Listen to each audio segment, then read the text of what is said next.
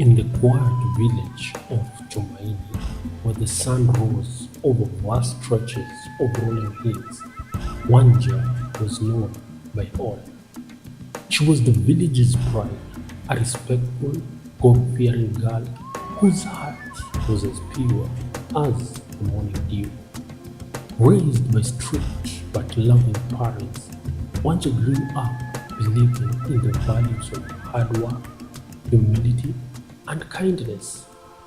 She was often seen in the small chapel that stood at the village's edge, offering prayers for her family, her community, and the future she hoped for. The elders adored her, and the youth envied her grace and poise.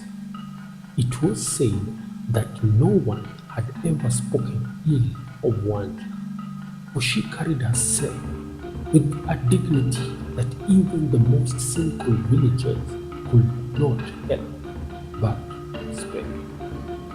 When you plant honesty, you harvest trust, the village elders would say. And Wanja's honesty had earned her the community's trust.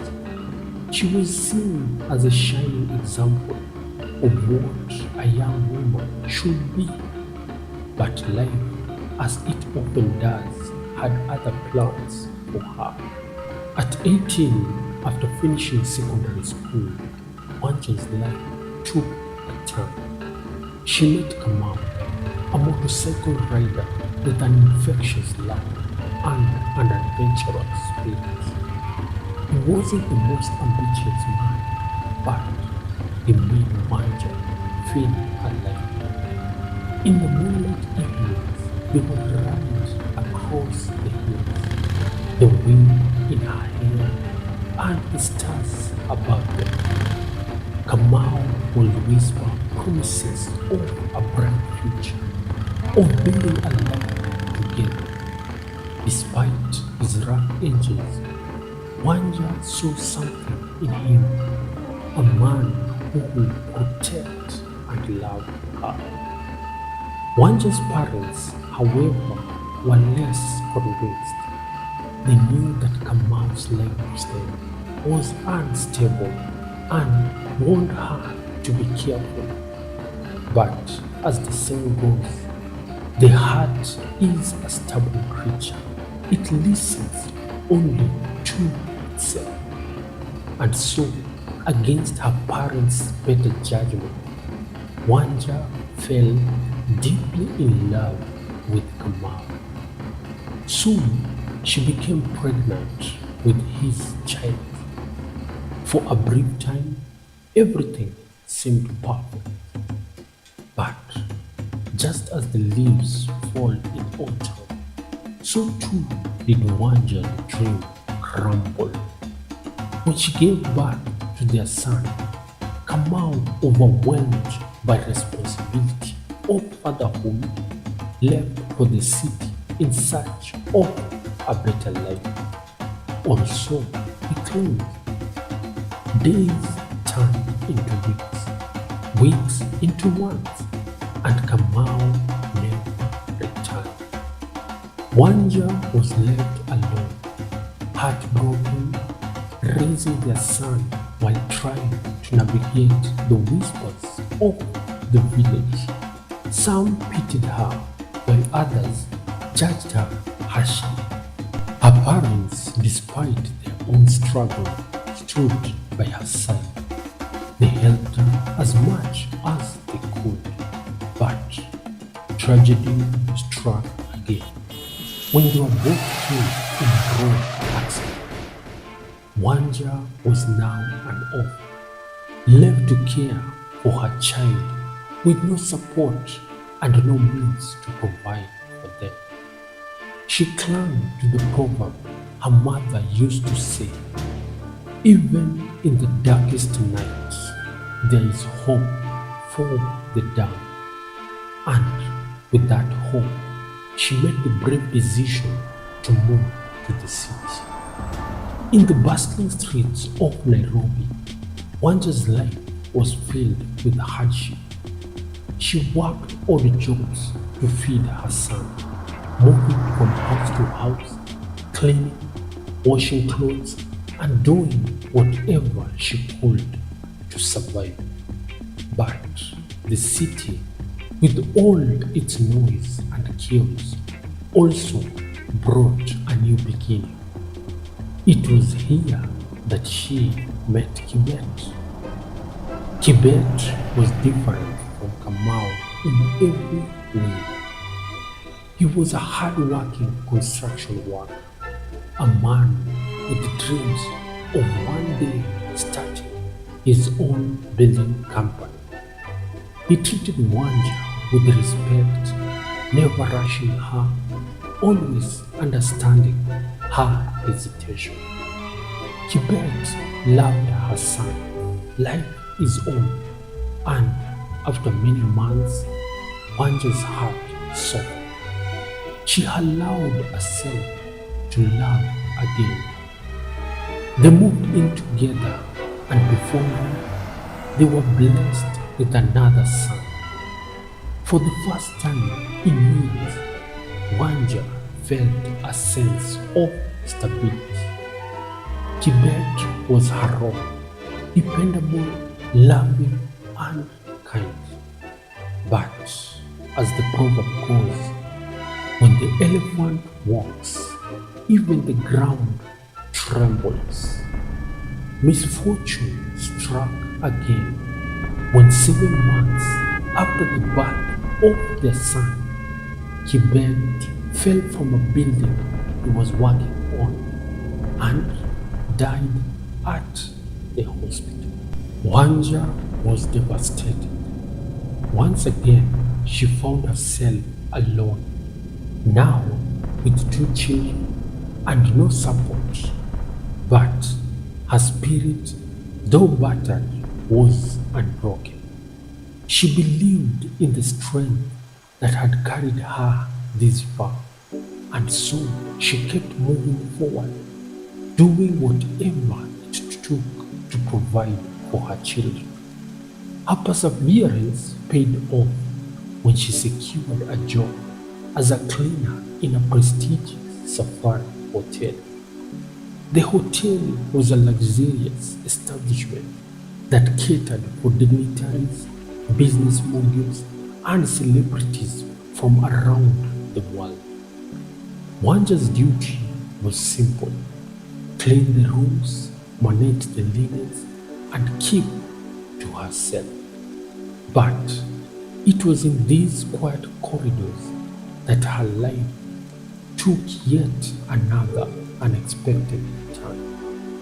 One day, while cleaning one of the high-ended suites, Wanja encountered Owino.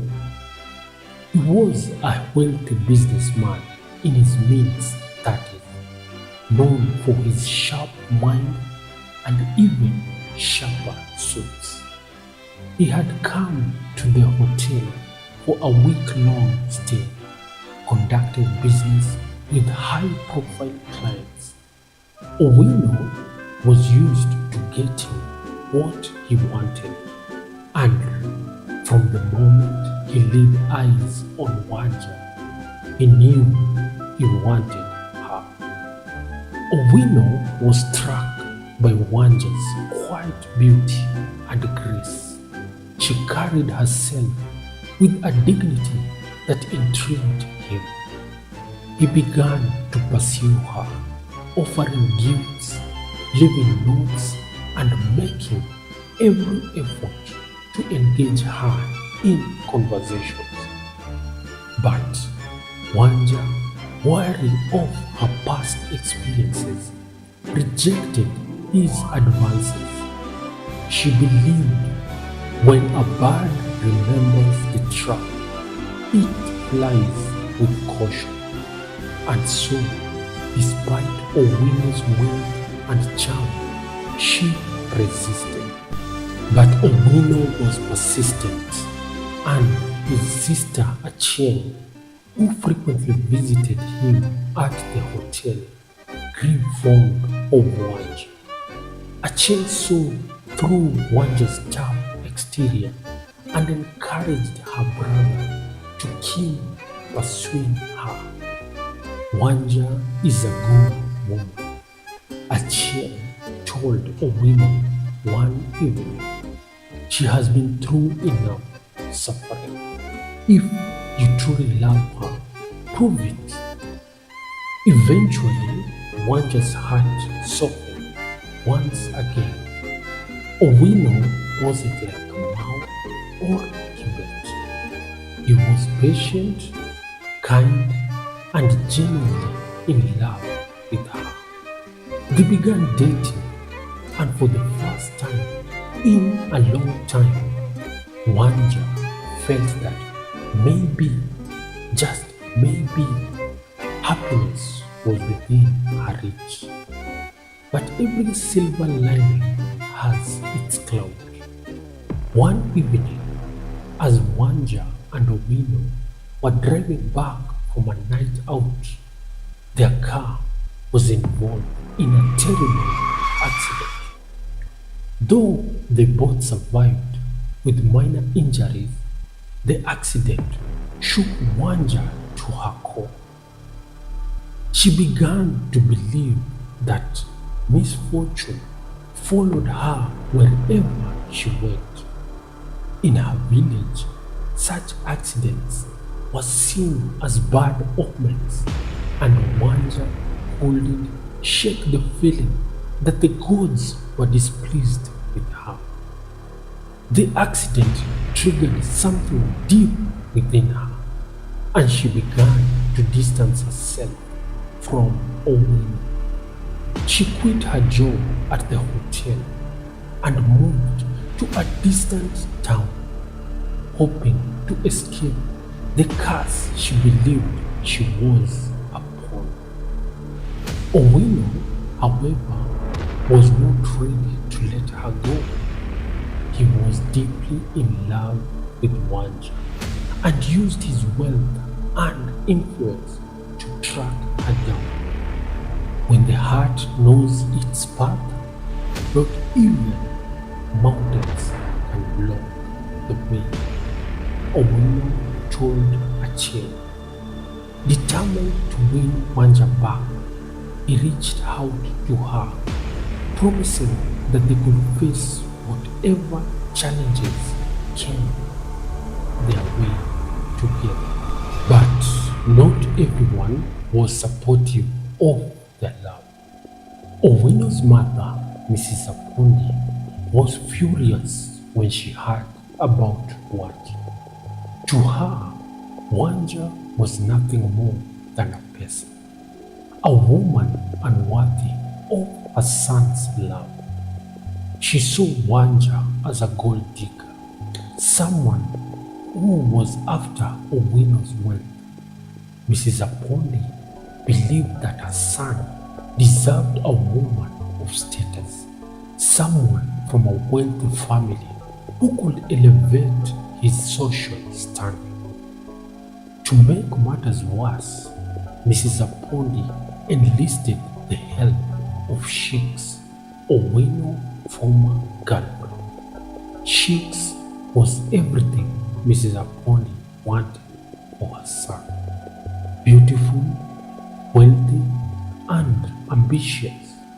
But beneath her polished exterior, Shix was manipulative and cunning.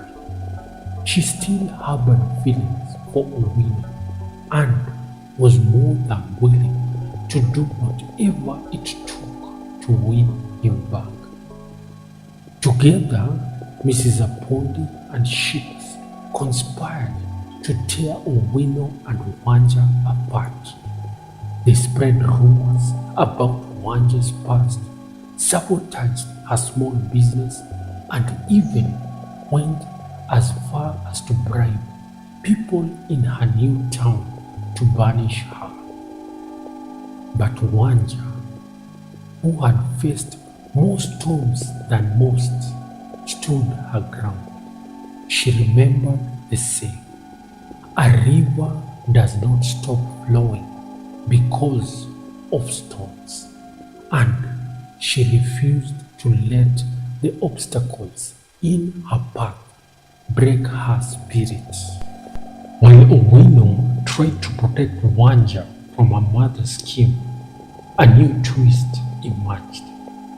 Kamau, the father of Wanja's first child, returned to the village. He was now a successful entrepreneur and claimed to have changed. Kamau sought to reconnect with Wanja and his son,